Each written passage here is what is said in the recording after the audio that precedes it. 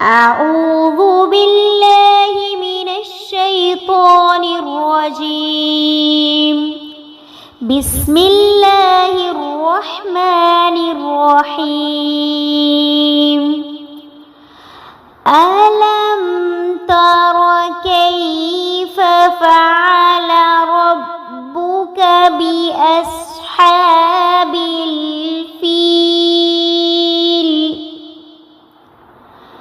ألم يجعل كيدهم في تضليل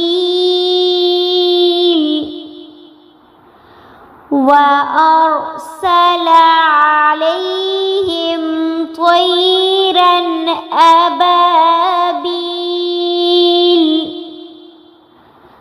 ترميهم بحجارة من سجيل فجعلهم كعصف مأكول. صدق الله العظيم.